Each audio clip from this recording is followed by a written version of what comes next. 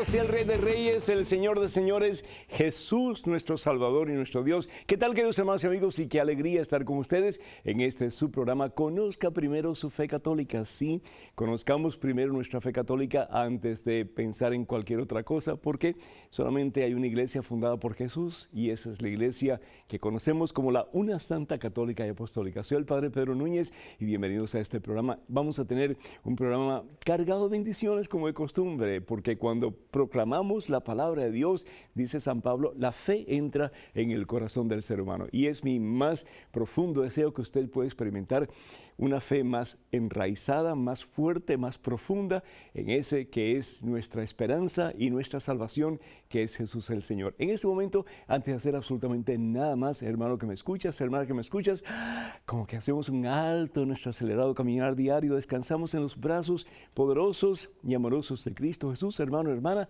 vamos a orar.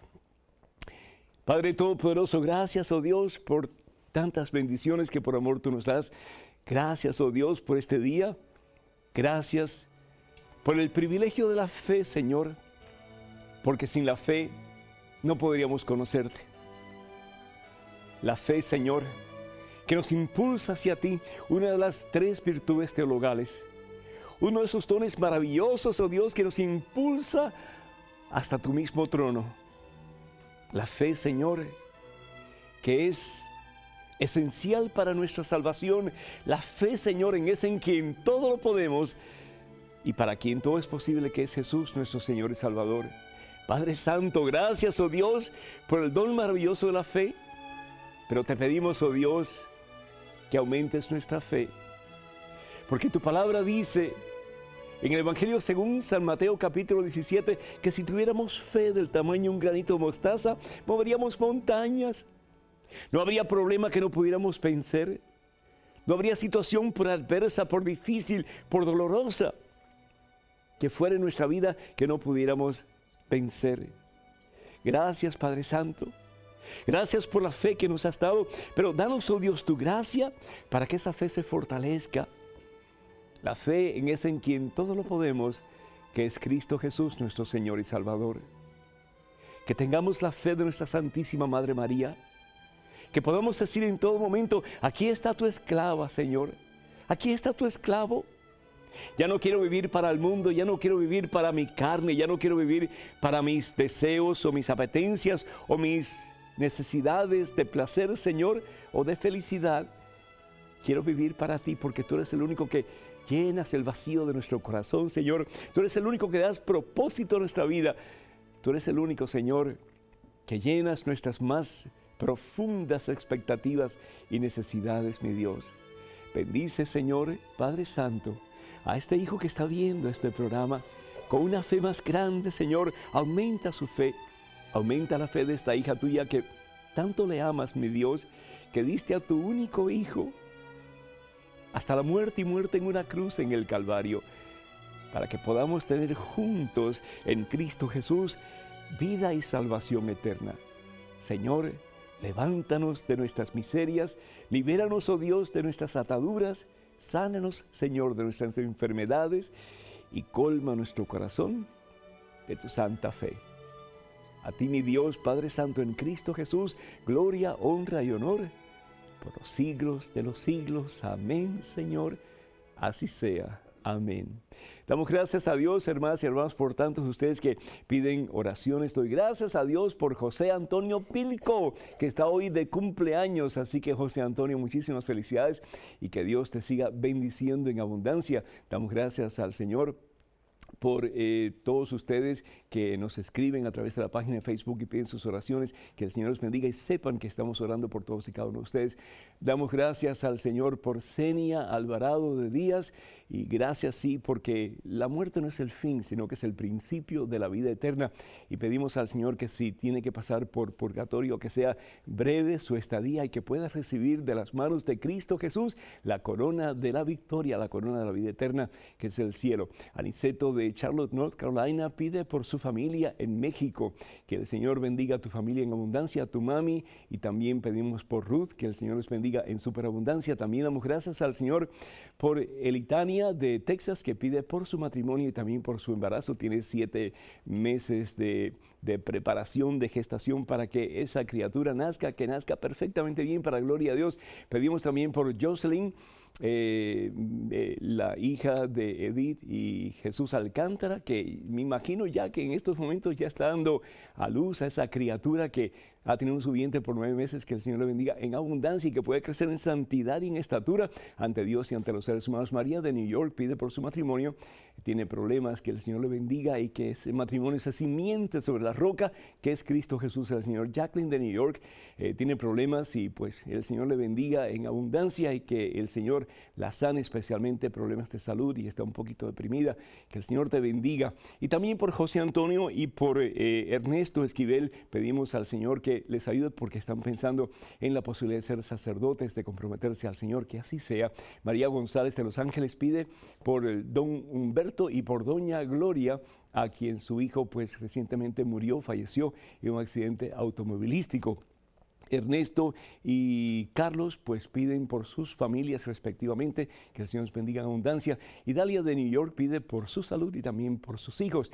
Y pues pedimos también, ya que están aquí presentes, no lo pueden ver, pero están aquí, los amigos misioneros de EWTN, que a través de sus personas, de sus palabras, etcétera, pues llevan la presencia de EWTN a sus países, a sus comunidades, a sus parroquias. Que el Señor les bendiga en superabundancia en este día y por siempre.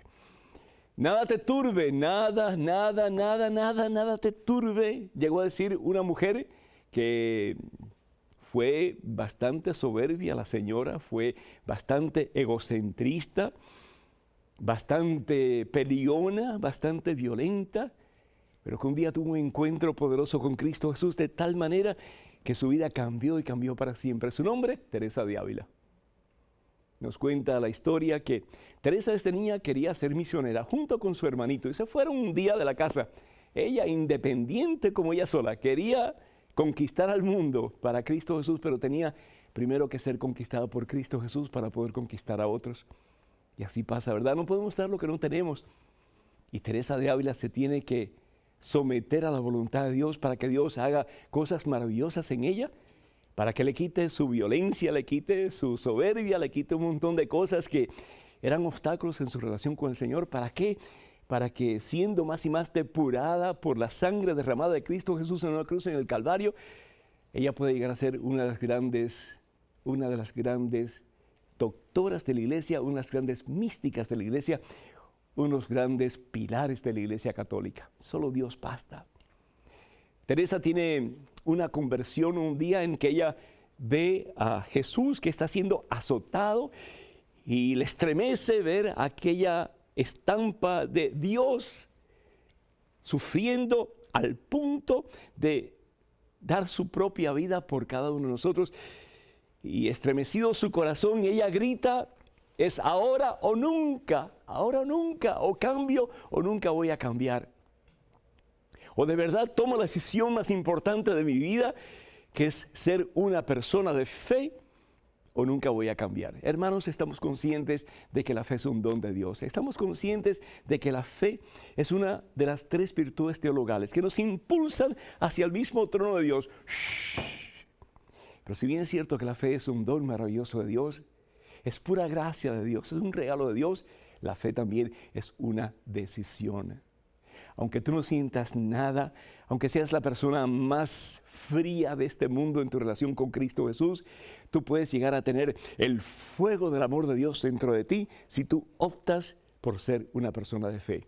Una vez yo le pregunté a un anciano sacerdote, ¿cómo tener fe cuando uno no tiene fe? Y la respuesta fue tan simple que hasta el día de hoy, después de años y años y años de habérsela preguntado, todavía la recuerdo con gozo. Y me dijo: vive como si la tuvieras, vive como si la tuvieras. Desafortunadamente, muchas veces somos tan negativos que pensamos: yo no puedo tener fe, yo soy así y así voy a vivir y así me voy a morir. No, Jesús no vino a este mundo para que tú vivieras en derrota. Jesús no vino a este mundo para que tú vivieras vencido, sin esperanza. Jesús vino a este mundo para levantarte de tu miseria y darte la oportunidad de un nuevo comienzo y llenar tu corazón y tu vida toda de una fe cada día más grande en ese en quien todo lo podemos, que es el mismo Jesucristo nuestro Señor. Santa Teresa se dio cuenta de esta realidad. Ella tenía dos opciones: o quedarse en su miseria, en su soberbia, en su violencia, en su vacío, en su soledad, en su agrura, o levantarse de esa miseria y con su fe puesta en Jesucristo, acercarse más a la fuente de vida y salvación eterna, que es el mismo Señor Jesús. En este año, bendito sea Dios, su santidad Benedicto XVI ha proclamado el año de fe. Qué hermoso sería, hermanos, si nosotros con la misma intensidad de Teresa de Ávila pudiéramos decir: es ahora o nunca, o de verdad me entrego al Señor Jesús y lo busco, aunque no sienta nada, aunque no experimente nada bonito por dentro, aunque vaya a la misa y salga de la misa tan vacío y tan seco como he entrado, pero no me voy a dar por vencido, no me voy a rendir. ¿Qué es lo que dice el Señor Jesús en el Evangelio según San Mateo capítulo 24, versículo 17? El que persevera hasta el final, ese se salvará. El que persevera hasta el final, el que no se da por vencido en su deseo de acercarse al Señor Jesús, ese se salvará.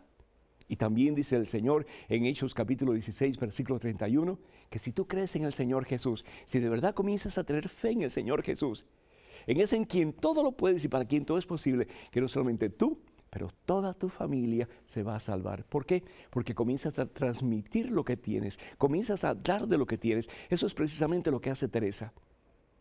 Quien a Dios tiene, nada le falta. Y eso es lo que comienza a transmitir ella a todas las personas que se acerquen a ella. Y eso es precisamente lo que nos dice la palabra de Dios, que podemos hacer nosotros, transmitir la fe. Nosotros damos de lo que tenemos, y si tenemos fe en el corazón, vamos a dar a otros la fe en Cristo Jesús. Y si algo necesita el mundo en el día de hoy, hermanos, es fe, es más fe. Papá y mamá, qué hermoso sería si tú pudieras transmitir la fe a tus hijos. Aunque sientas que tus hijos no están escuchando, aunque pienses que tus hijos no les interesa, hay una promesa, y la promesa es que si tú crees en Jesús, si tú pones tu confianza en el Señor, si tú de verdad buscas las formas de acercarte a Él, tú y toda tu familia se salvará. Me fascina la palabra de Dios en el segundo libro de los Reyes, en el capítulo 2. Elías se va al cielo, pero deja su manto. Es decir, deja su relación con el Señor en el suelo. ¿Para qué? Para que el seguidor de Elías, que es Eliseo, recoge ese manto y él continúe. ¿Y qué es lo que hace Eliseo? Se reviste del manto de Elías, se llena de la fe de Elías, se llena de la relación que Elías tiene con el Señor. Cómo nosotros podemos transmitir la fe y cómo otras personas que vienen detrás de nosotros pueden revestirse del manto de la fe que nosotros hemos tenido para que ellos la puedan tener también. Me gusta mucho, y con esto concluyo, la historia de un anciano que iba un día en un tren, iban hacia París, y él estaba rezando el Santo Rosario. Rezaba el Santo Rosario. Frente a él había un soldado que se creía una eminencia en la ciencia. Y cuando ve a este anciano rezando el rosario, comienza a reírse y a burlarse de él. ¿Cómo es posible que en estos tiempos modernos de alta tecnología usted esté rezando el rosario? Eso sucedió pues hace ya unos 100 años más o menos. Pero para aquel soldado, pues aquellos tiempos eran de grandes avances tecnológicos. Y le dice el anciano: ¿y por qué no rezar el rosario si Dios existe? ¡Ja, ja, ja, ja! Dios no existe, es un mito. Usted debería estudiar un poquito más de ciencia, le dice el joven al anciano. Debería conocer un poquito más lo que dicen nuestros científicos acerca de Dios, que Dios no existe, que eso es un mito. Y le dice: mire, yo me tengo que bajar aquí, pero yo quisiera que usted me diera su tarjeta porque le voy a mandar unos libros de algunos científicos importantes de Francia para que usted los estudie. Bueno, pues el anciano saca de su bolsillo una tarjeta de presentación y se la da al joven científico. Y la tarjeta decía: doctor profesor Luis Pasteur, director del Instituto de Ciencias de París. Casi nada. Unos grandes científicos del mundo. el que inventa la leche pasteurizada, de ahí el nombre pasteurizada de Pasteur. Unas grandes eminencias en la ciencia de todos los tiempos. Y un hombre que porque era científico de verdad, creía en la existencia de Dios. ¿Qué pasa al final? Con muy pocas palabras le transmite la fe a aquel soldado, y aquel soldado tiene una conversión a Cristo Jesús y su vida cambió y cambió para siempre. Quien a Dios tiene, nada le falta. Que poniendo nuestra fe en Cristo Jesús podamos ayudar a nuestros hijos y al mundo entero a poner su fe en ese en quien todo lo podemos y para quien todo es posible, que es Jesús el Señor. Así sea. Para que nos llamen a Estados Unidos, el teléfono es el 1-800-221-9460. 1-800-221-9460. Llamadas internacionales, por favor, marque el número 1-205-271-2980. 1-205-271-2980. Vamos a una pequeñísima pausa, hermanos, pero regresamos en cuestión de momentos. Así que, por favor, no se vayan, quédense con nosotros.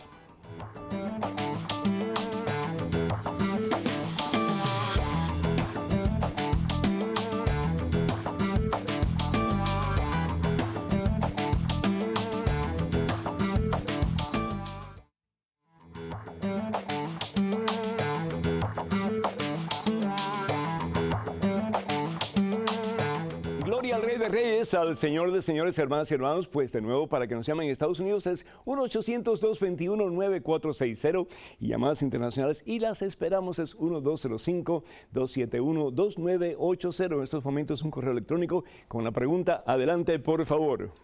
Padre Pedro, usted afirmó que en ninguna parte de la Biblia decía explícitamente que esta fuera palabra de Dios. Sin embargo, San Pablo lo dice claramente. Porque os hago saber, hermanos, que el evangelio por mí predicado no es de hombres, pues yo no lo recibí o aprendí de los hombres, sino por revelación de Jesucristo. Gálatas 1, del 11 al 12. Dado que la Biblia sí hace referencia textual sobre lo que allí se lee, es en verdad palabra de Dios. ¿Podría, por favor, explicarme lo que usted quiso decir al respecto? ¿De qué manera se deben interpretar estos versículos? Héctor Roldán, Medellín, Colombia. Héctor, muchísimas gracias y felicidades porque estás estudiando la Biblia. Bendito sea Dios. Pero ¿sabes una cosa? San Pablo por sí mismo no tiene autoridad en absoluto para decir que la Biblia es palabra de Dios. Quien único tiene autoridad y no hay otro para decir que la Santa Biblia es palabra de Dios es la iglesia que Jesucristo instituye sobre Pedro y los demás apóstoles, que es la Iglesia Católica. Pablo estaba hablando acerca de sí mismo y él estaba diciendo que cuando él hablaba, lo que él hablaba no era invento de hombre, sino que era palabra de Dios, es decir, que venía del mismo Dios. Pablo tuvo una fuerte conversión camino a Damasco, ¿verdad? Y lo que él está tratando de reiterar, de afirmar, de confirmar, es que lo que él está enseñando no es doctrina de hombre, sino que es doctrina de Dios. Pero eso no está diciendo en absoluto, Héctor, de que este libro es palabra de Dios. Él está hablando de su propia prédica. Ni siquiera lo que él predica está contenido en la Santa Biblia. San Pablo nunca se imaginó, jamás en su vida se imaginó de que sus cartas, algunas de ellas por lo menos, estarían algún día tomando parte de este maravilloso libro que conocemos como la Santa Biblia. Y cuando San Pablo, por ejemplo, habla acerca en la carta a Timoteo de que las Escrituras son inspiradas por Dios, está hablando del Antiguo Testamento. El Nuevo Testamento todavía ni se imaginaban que se iba a recopilar o se iba a hacer realidad. Eso sucede entre los años 375 y 395 después de Cristo, en Hipona, en África, cuando los obispos de la Iglesia Católica, bajo inspiración del Espíritu Santo, optan por decir cuáles son los libros que realmente van a formar parte del canon de la Biblia, es decir, los libros no solamente inspirados por Dios, pero los libros que están considerados como palabra de Dios. ¿Y por qué hacen eso? Una de las razones, primero que todo, para que el pueblo de Dios, los cristianos, sepan cuáles son los libros que realmente Dios quiere que conozcamos para nuestra salvación. Y lo otro, pues una defensa contra el gnosticismo que estaba creciendo en aquel entonces, y había un montón de teorías acerca de la fe en Dios y de cómo relacionarnos con Dios, hasta el punto de decir los gnósticos que no necesitaban de la iglesia ni de Jesucristo, porque a través de la mente ellos podían recibir las revelaciones divinas para poder vivir según la voluntad de Dios, cosa que es imposible hacer.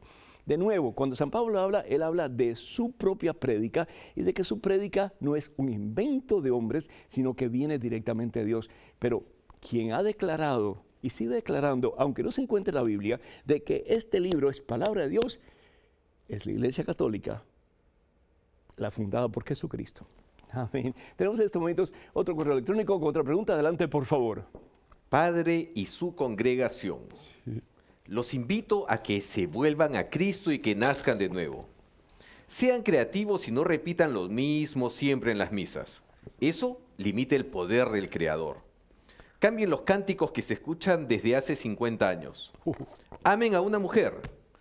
Dios dijo que no es bueno que el hombre esté solo. Le hablo con la autoridad que Dios me ha dado. Sé que usted va a pensar que estoy loco, pues usted es un simple religioso. Todavía existimos personas que creemos en la única verdad, Jesucristo. Usted u otro sacerdote pueden decirle a una persona que está condenada por no ser católico, pero ¿ama a Dios y lo demuestra? Por favor, y es tiempo de cambiar. Efraín Rojas Soto, Costa Rica. Efraín, que el Señor te bendiga. Tienes una actitud bien farisaica, hermano, bien farisaica, y eso es una de las cosas que Jesús condena, el que tú te sientas mejor que yo, que te sientas mejor que todos nosotros que estamos aquí. ¿Y quién te ha dado esa autoridad, hermano? ¿De dónde la sacas? Es decir, sabemos que Jesús le da autoridad a Pedro y a los demás discípulos el día de su resurrección, cuando se aparece a ellos a puertas cerradas. ¿Y a ti quién te la dio? Es decir, quien único tiene autoridad, de nuevo, para interpretar la Biblia, quien único tiene autoridad para predicar lo que aquí se encuentra, con autoridad, es la Iglesia Católica. ¿Por qué? Porque este libro pertenece a la Iglesia Católica. Ese es el diario de fe de la Iglesia. El decir que nosotros acusamos a los que no son católicos y decimos que ellos se van al infierno, eso es mentira lo que estás diciendo.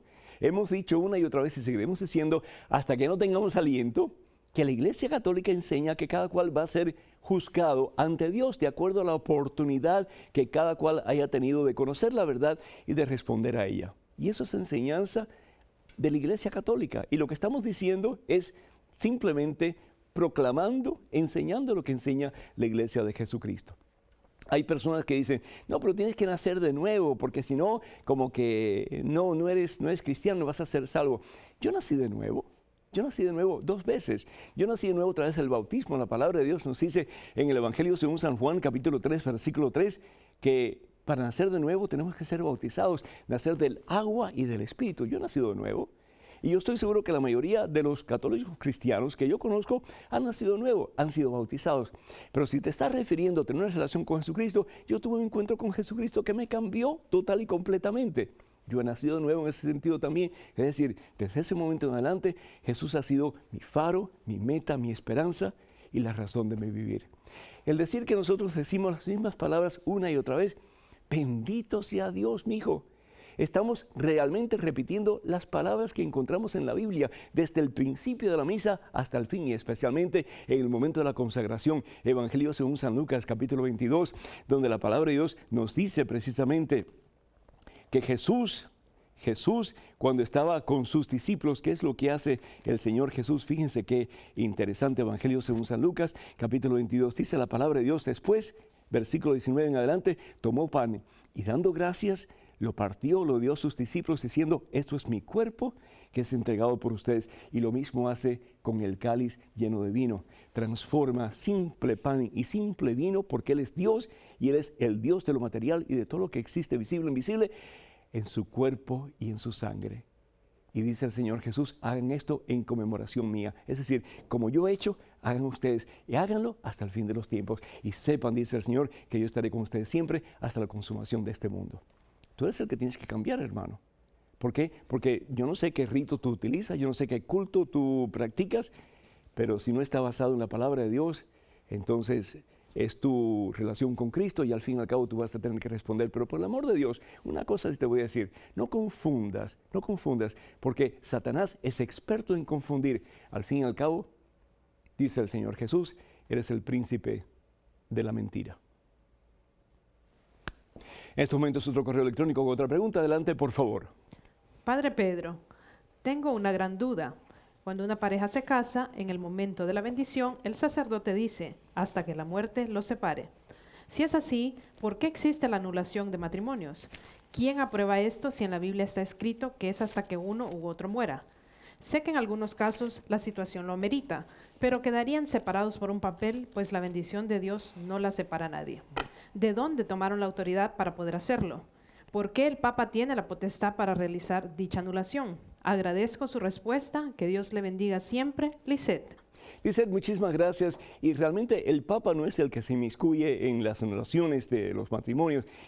Estaría inundado hasta la coronilla de tantas y tantas peticiones de nulidad. Son los tribunales de las diferentes diócesis los que se encargan de discernir, de estudiar, de investigar cada caso minuciosamente, porque estamos conscientes precisamente de la santidad del matrimonio. El Señor Jesús dice en el Evangelio según San Mateo capítulo 19, dice que lo que Dios ha unido, que el hombre no separe, ¿verdad? Lo que Dios ha unido, el hombre no separe. La pregunta es, Lisette, si realmente Dios unió esa pareja. Y ahí es donde la iglesia estudia cada caso minuciosamente. Por el amor de Dios, nosotros que somos católicos, no apuntemos hacia el Papa y con palabras que no realmente concuerdan con la realidad, pues podemos lastimar, podemos ofender, podemos minimizar la dignidad de un hombre que Dios ha escogido para ser vicario de él, cabeza visible de la iglesia de Jesucristo. El Papa no se mete en estos asuntos ni siquiera cuando el caso tiene que ser apelado a Roma. Es la rota romana la que se encarga de todo eso, no es el Papa. Entonces, por el amor de Dios, seamos un poco más benevolentes con nuestro pastor aquí en la tierra, que trata de imitar al pastor, al buen pastor, y de seguir su ejemplo y de ayudar a la iglesia para que la iglesia pueda ser santa y un día pueda llegar al puerto seguro en su totalidad, que es el cielo. ¿Por qué la nulidad de los matrimonios? Porque muchos matrimonios nunca, desde el principio, fueron matrimonios de acuerdo al plan de Dios. Nunca fueron un sacramento, nunca fueron una relación como Dios quería, y por lo tanto la iglesia puede decir, ahí nunca hubo un matrimonio. Y si la iglesia puede decir, después de una minuciosa búsqueda de datos y de circunstancias que pueden ser o bien a favor o en contra del caso, pues si la iglesia dice, ahí nunca hubo un matrimonio, entonces la pareja se puede casar. ¿Por qué? Porque nunca estuvo casada delante de Dios. En el matrimonio hay dos niveles o dos foros, el foro externo, el nivel externo y el interno. Es decir, tú puedes ir con una pareja ante el altar de Dios y puedes tener un sacerdote y los casa, etc. Y bueno, están casados para siempre. Pero si tu disposición interna va en contra de la voluntad de Dios y realmente tú no ibas con ningún deseo de que fuera a funcionar para siempre o de que ibas a amar a esa persona, ibas a ser fiel a esa persona, ahí nunca hubo un matrimonio. De nuevo, yo lo he dicho, lo vuelvo a decir otra vez. Yo tenía un amigo en la universidad que él se casó, pero me decía a mí que ella ni se imagine que va a ser la única. Ahí nunca hubo un matrimonio de acuerdo a la voluntad de Dios. Entonces dice el Señor Jesús en el Evangelio según San Mateo, capítulo 19, versículo 9. Yo les digo, el que se divorcia de su mujer fuera del caso de unión ilegítima, es decir, de infidelidad, y podemos hablar de infidelidad en muchos aspectos diferentes, comete adulterio.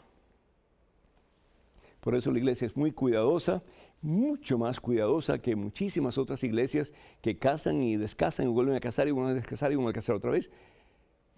Creemos en la santidad del matrimonio, que es para siempre, y solamente en casos específicos donde realmente la iglesia puede decir, aquí nunca hubo desde el principio un matrimonio de acuerdo a la voluntad de Dios, que la nulidad se otorga y la persona puede casarse por primera vez en la iglesia. Para que nos llamen en Estados Unidos es el 1-800-221-9460, 1-800-221-9460, llamadas internacionales, y las esperamos de parte de ustedes. Es el 1-205-271-2980, 1-205-271-2980. Vamos a una pequeñísima pausa, hermanos, pero regresamos en cuestión de momentos, así que por favor no se vayan, quédense con nosotros.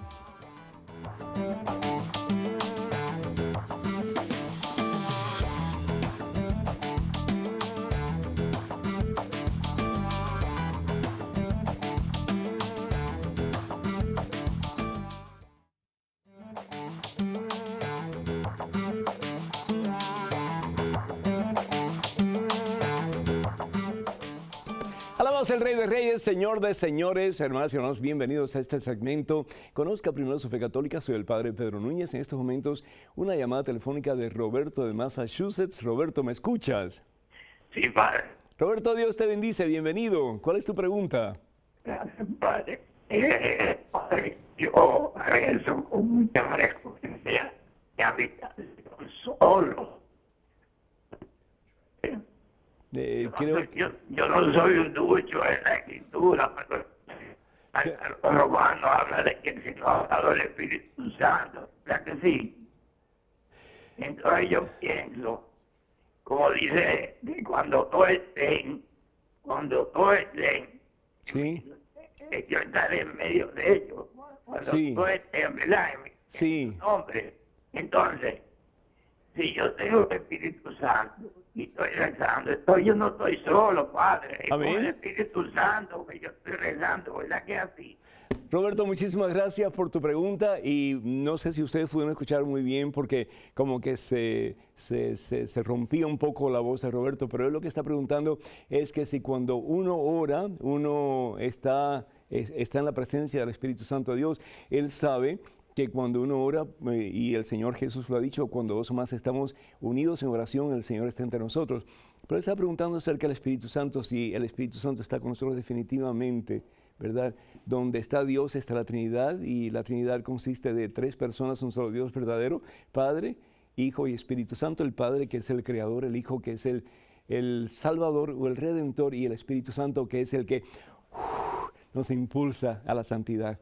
Nos impulsa hacia ese que es el Santo, que es el mismo Señor Jesucristo. No estás solo, Roberto, no estás solo. Definitivamente el Señor Jesús está contigo, el Espíritu Santo está contigo y el Padre está contigo. ¿Qué más queremos? Si Dios con nosotros, entonces, ¿quién puede estar en nuestra contra? Que el Señor te felicite y nosotros te felicitamos también por tu deseo de acercarte más a la fuente de vida y salvación eterna, que es el mismo Dios. Felicidades. En estos momentos, un correo electrónico con otra pregunta. Adelante, por favor. Padre Pedro, quisiera que me ayude a resolver una diferencia que tengo con mi esposa con respecto a Halloween. Ella es mexicana y yo nací y me crié en San Diego. Aunque entiendo que esa fiesta tiene orígenes paganos, eso es una cosa divertida, especialmente para los niños. Ella afirma que esto es adoración a Satanás y por lo tanto no permitirá que nuestros hijos vayan a pedir dulces. Tengo entendido que muchas de nuestras devociones religiosas han tenido orígenes paganos que han sido purificados por el cristianismo. Me gustaría escuchar su opinión. Su admirador número 1, Germán Tapia, Eso. de California. Germán, que Dios te bendiga. Primero que todo, la fiesta de Halloween se remonta a los celtas de la antigüedad, cuando ellos designaban un tiempo, una época y especialmente una noche, pues para sí darle culto a las cosas que no son de Dios, como son fantasmas y brujas, etcétera. Y había mucha superstición metida en todo esto. Y de nuevo, tenemos dos caminos, dice el Señor, Deuteronomio capítulo 30, versículo 19, delante de ti presento el bien y el mal, la vida y la muerte. Y dice el Señor, escoge el bien, escoge la vida. Entonces, el meternos en el área que no es de Dios, pues nos estamos metiendo en el campo del mismo Satanás. Y el ocultismo o lo oculto es parte del campo de Satanás. ¿Qué es lo que pasa? Que todas esas tradiciones de la noche de las brujas, de los fantasmas, de las casas embrujadas, etcétera, etcétera, pues se han colado en nuestros tiempos y también en nuestros ámbitos cristianos. Aquí en Estados Unidos, por ejemplo, es muy común que los papás no solamente den permiso a sus niños pequeñitos, pero también vayan con ellos para recoger dulces, caramelos, confites, etcétera. Pero ¿qué es lo que pasa con eso? Tú puedes decir, no, pues no está pasando nada malo porque al fin y al cabo es algo divertido. Sí es divertido, pero en el fondo, ¿qué estás diciéndole a los niños? Que esta fiesta hay que celebrarla. ¿Y cuál es la fiesta que hay que celebrar? La fiesta de las noches de las brujas y de los fantasmas, etc. Pero esa es una cosa también, que la noche de Halloween es la noche en que muchas sectas satánicas, y yo lo sé por experiencia, porque donde yo tenía mi parroquia, habían 4 iglesias satánicas. Y ellos en la noche de Halloween se reunían para hacer sus misas negras. ¿Y qué cosa es una misa negra? Una misa donde hay una hostia consagrada, la consiguen yo no sé cómo, la compran y muchas veces a un alto precio. Y en esa hostia consagrada, con el perdón de ustedes, se defecan, orinan sobre ella y tienen relaciones sexuales, orgías en la mayoría de los casos. ¿Por qué? Porque desafortunadamente ellos creen firmemente que ahí está Dios y lo quieren ofender. ¿Y cómo lo ofenden? Haciendo todo este tipo de barbaridades. ¿Por qué? Porque supuestamente ellos están celebrando también la noche del cumpleaños de Satanás. Y sin embargo, nosotros como cristianos, pues nos vamos así como ovejitas dóciles y también celebramos. ¿Y qué es lo que estamos celebrando? Lo que están celebrando ellos, sin estar conscientes de que estamos celebrando precisamente eso. Entonces, ¿estamos adorando a Satanás? No precisamente, pero estamos haciendo algo que no va de acuerdo con nuestros valores y nuestra forma de pensar, definitivamente. Tú dices que muchas tradiciones que eran paganas se revistieron de Cristo, del cristianismo. Claro, comenzando con el bautismo. El bautismo era una práctica pagana que se llevaba a cabo en Mesopotamia, en India, en diferentes lugares así, con el propósito de sacar espíritus malos, ¿sí? Nada más. Pero sin embargo Jesús la transforma y la hace una práctica importantísima en nuestro caminar con el Señor, porque es el primero de los sacramentos de iniciación cristiana. Es a través del bautismo que podemos nosotros incorporarnos a Cristo Jesús, como dice la palabra de Dios en Romanos capítulo 6, y un día poder en el camino de Cristo Jesús alcanzar la victoria que es el cielo. Pero sin embargo Halloween sigue siendo Halloween y nada que ver con el cristianismo. Entonces yo propongo un consejo. Y el consejo es, ¿por qué no educar a los niños desde temprana edad para que ellos conozcan más sobre nuestra fe? ¿Por qué no celebrar los santos, que es al día siguiente? ¿Por qué no hablar, por ejemplo, a los niños, vamos a celebrar la vida de un santo y ustedes vístanse de un santo, ¿cuál les gusta más? Y leer las diferentes vidas de santos, para que ellos escojan y tener una fiesta con ellos. Sean creativos, por el amor de Dios, ¿sí? Y luchemos con las armas de Cristo Jesús, que es el amor, al fin y al cabo, para vencer sobre las armas del enemigo que nos quieren destruir. Entonces ustedes, papás, especialmente acuérdense lo que dice la palabra de Dios en Proverbios capítulo 22, versículo 6. Dice la palabra de Dios, enseña a tu hijo o tu hija el camino que debe seguir y cuando sea viejo no se apartará de él. En estos momentos tu correo electrónico con otra pregunta. Adelante, por favor. Padre Pedro, tengo 19 años y estoy sirviendo como coordinador de un grupo de formación católica juvenil. Estoy en un momento muy difícil porque no encuentro al Señor. No lo he sentido por más que le he entregado mi vida.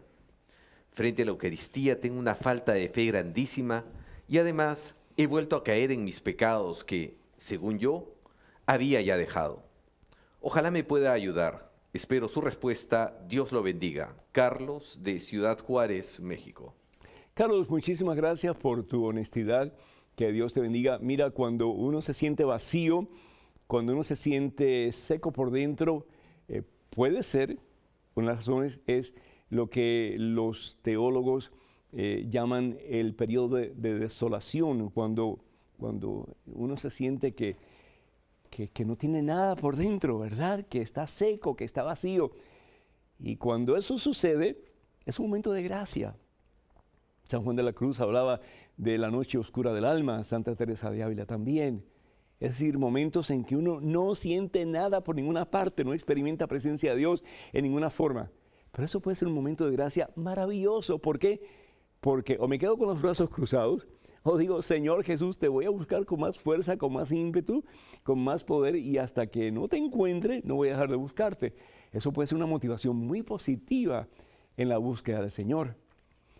En tu caso, desafortunadamente, yo creo que es otra cosa lo que está pasando, que comenzó un proceso de desolación y en vez de tú ponerte las pilas y buscar al Señor Jesús con más fuerza, con más poder, participar más de los sacramentos, especialmente la Santa Eucaristía, la confesión, etcétera, leer más la Biblia, ir más seguidamente a la misa, pues lo que hiciste fue cruzarte de brazo y pensar más en tu tentación que en el poder que tienes para resolver tus problemas, que es el Señor Jesús, y te has venido abajo. Entonces caíste en los mismos pecados que tenías anteriormente. Y eso es parte de tu gran vacío, porque cuando pecamos nos apartamos de Dios, y cuando nos apartamos de Dios, ¿qué es lo que pasa? Pues comenzamos a sentir que Dios no está con nosotros, y claro está, no lo está. ¿Por qué? Porque lo hemos echado fuera. ¿Qué hacer, mi hijo? En estos momentos de vacío, en estos momentos de desilusión, en estos momentos en que sientes que pues no vale la pena todo lo que has hecho. Dos cosas importantes. Acuérdate que tú no te perteneces a ti mismo. Tú has sido comprado a un gran precio y Dios te ha escogido a ti para ser espejo de Él ante todos estos jóvenes. Tú tienes una grandísima responsabilidad. Y si tú caes, contigo va a caer un montón de gente, créeme. Eso ha pasado con muchos sacerdotes y muchos religiosos y religiosas, que al caer uno, cae un montón de gente con ellos. Y eso es lo que Satanás quiere. Así que te me pones las pilas, te levantas de tu inercia espiritual y comienzas a hacer algo al respecto. Y lo que yo te invito a hacer con todo mi corazón es que vayas a un sacerdote de tu confianza, confiesa todo lo que tienes por dentro, toda basura que tienes por dentro, pide al sacerdote que te dé una buena guía espiritual, comienza a recibir la Eucaristía regularmente y comienza de verdad a poner en práctica lo que tú dices creer, que es que Jesucristo está vivo y que con Él hay victoria. ¿Qué más? Si haces eso, vas a poder no solamente caminar en el camino de la vida, sino que ayudar a muchos a hacer lo mismo. Para que nos llamen a Estados Unidos, el teléfono es el 1-800-221-9460. 1-800-221-9460. Llamadas internacionales, por favor, marquen el número 1-205-271-2980. 1-205-271-2980. Vamos a una pequeña pausa. Regresamos en cuestión de momentos. Hermanas y hermanos, por favor, no se vayan. Quédense con nosotros.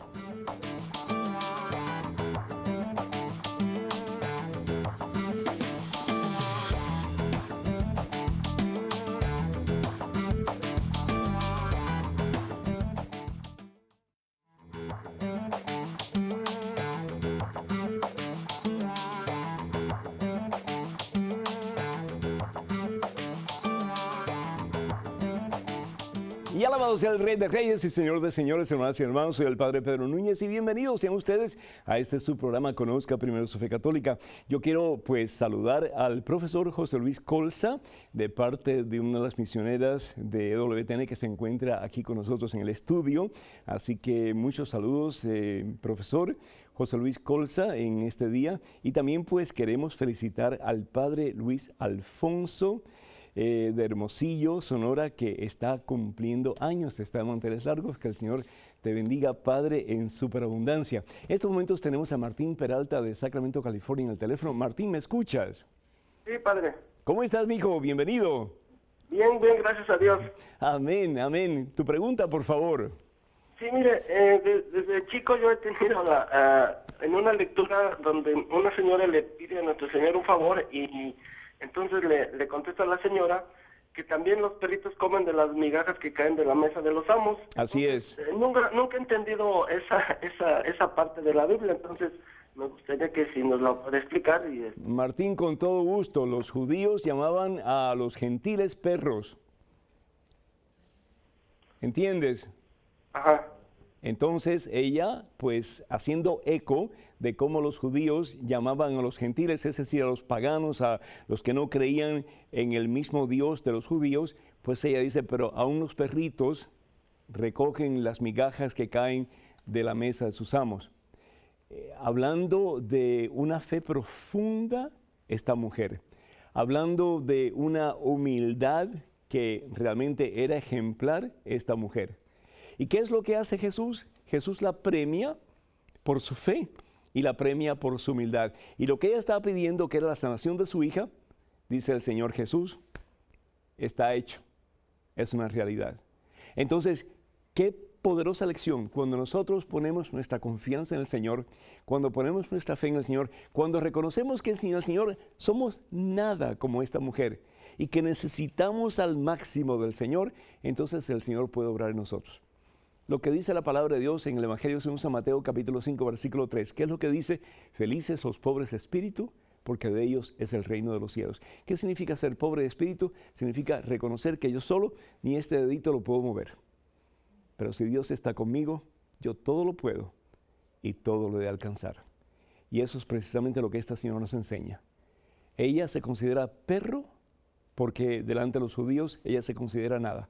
Pero ella viene al rey a pedir su misericordia y a pedir que le ayude en este caso de necesidad. y a través de su humildad y su fe puesta en ese en quien todo lo podemos, el Señor obra el milagro.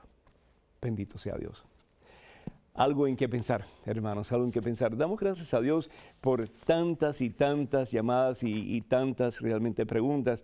Beatriz Tobón de Portland, de Oregon, dice, ¿cómo puedo decidir por quién votar en estas elecciones? Sí, ya muy pronto pues vamos a tener elecciones aquí en los Estados Unidos de Norteamérica. Tenemos que estudiar muy bien las plataformas de ambos candidatos y hay algunos puntos que no son negociables, hermanos. Y entre ellos está el matrimonio homosexual y el otro que es todavía aún más crítico, que es el aborto.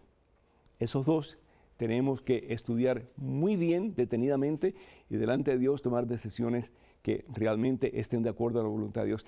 Esos dos puntos no son negociables, no se puede negociar. Primero que todo, la vida del ser humano no nos pertenece, nosotros no tenemos autoridad en absoluto sobre la vida de nadie y especialmente de una persona indefensa que está en el vientre de su madre. No tenemos autoridad en absoluto. La vida es de Dios. Y lo otro que es importante también, cuando Dios crea hombre y mujer y Dios los bendice. El aparato reproductivo que tiene el hombre no lo tiene la mujer y viceversa. Dos hombres no pueden hacer absolutamente nada para procrear, dos mujeres no pueden hacer absolutamente nada para procrear, y si hubiera solamente hombres con hombres y mujeres con mujeres, ¿qué pasaría con este mundo? Dejaría de existir. Dios tiene un plan maravilloso, y si nosotros vamos en contra del plan de Dios, pues entonces estamos haciéndonos nosotros mismos nuestros propios dioses. ¿Y qué es lo que pasa con nuestros primeros padres, Adán y Eva? Y desde ellos hasta el presente, la soberbia del ser humano que mata la misma presencia de Dios en nosotros. Y como resultado vivimos en un mundo donde hay una terrible ausencia de Dios y estamos pagando las consecuencias. Por favor, tengan mucho cuidado como ustedes votan y por quién votan también. Edgar de Oregón dice que la Biblia dice que no todos dormiremos, pero sí todos resucitaremos. Y él quiere preguntar qué quiere decir este pasaje. Cuando se habla de dormir en el tiempo de Jesús, se hablaba de dormir en referencia a la muerte. Tanto así que la palabra cementerio es una palabra griega que significa apartamento para los muertos, para los que duermen, apartamento para los que duermen.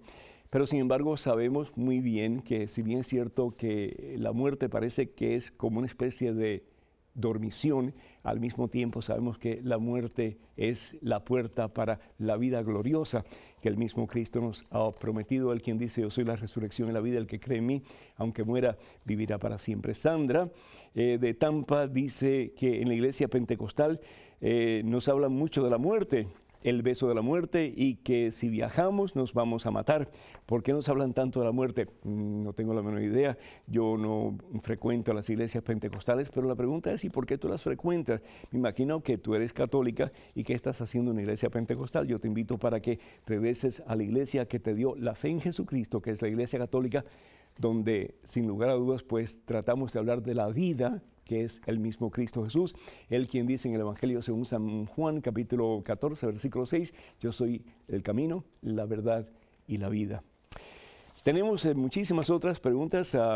Fabio Soilán de Paraguay dice que él estuvo con los jesuitas y estudió la teología de liberación y dice que si especialmente Leonardo Boff, que si él está vinculado con la Iglesia Católica.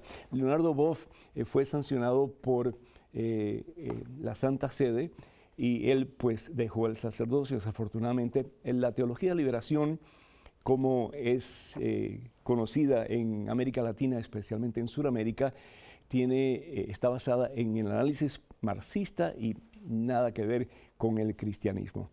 Ana Bonita López dice, hola Padre Pedro, soy católica, voy a cumplir un año de casada en diciembre, solo me casé por lo civil, pero mi esposo es pentecostés, mis suegros, cada vez que tienen oportunidad, pues hablan de que bautizamos a los niños y que eso está mal. Primero que todo, yo no sé por qué contraemos matrimonios con personas de otras religiones, de otras denominaciones, cuando sabemos que en un matrimonio debemos de ir con los menos problemas de división posible, porque si no vamos a tener problemas desde el principio. Y no solamente con el cónyuge, pero con los suegros. que desafortunadamente a veces son los que sin querer queriendo destruyen las relaciones matrimoniales. ¿Por qué bautizamos a los niños? ¿Por qué le damos a los niños comida? ¿Por qué le damos a los niños vestido? ¿Por qué le damos a los niños todo lo que necesitan? ¿Por qué? Porque los amamos. Y si los amamos, ¿por qué no darle lo mejor que le podemos dar, que es la vida de Dios, para que ellos puedan caminar en la presencia del Señor los días de su vida? Antonio Sánchez dice: bendiciones, Padre, ¿cuándo viene a San José, California? Cuando me inviten. Adolfo Calderón dice que está cumpliendo 20 años y su esposa se quiere divorciar de él. Yo te exhorto, Adolfo, para que vayas a ver a un sacerdote de tu confianza, para que no te des por vencido. Satanás quiere hacer 3 cosas, lo hemos dicho, lo seguiremos diciendo. Quiere destruir la familia, quiere destruir la iglesia y quiere destruirnos a cada uno de nosotros. ¿Por qué? Porque odia a Dios. Pero como no puede hacer nada a Dios, se enfurece con nosotros y trata de destruirnos. Pero ¿sabes una cosa? Jesús ha dicho muchas veces, 365 veces realmente en toda la Biblia: no teman porque yo estoy con ustedes. Jesús ha vencido al mundo y si nos aferramos a Cristo Jesús y buscamos la solución, que es Cristo, vamos a encontrar la victoria. Doy gracias al Señor por los amigos misioneros que nos han visitado. Que el Señor los bendiga en superabundancia a todos y cada uno de ustedes. Quiero recordarles que el día 24 del mes de noviembre vamos a tener un evento de evangelización poderosísimo en Nueva Orleans. Y este próximo fin de semana voy a estar en Nueva Orleans, pero el siguiente voy a estar en Puerto Rico, no me acuerdo el nombre, Otabaja, algo así por el estilo. Ustedes saben lo que estoy diciendo, aquellos que viven en Puerto Rico. Así que, hermanas y hermanos, espero que los vea por allá. De todas maneras, en el próximo programa ya les voy a dar la información correcta. Que el Señor los bendiga abundancia, Padre, Hijo y Espíritu Santo. Que pasen una tarde muy feliz y hasta el próximo miércoles, Dios mediante.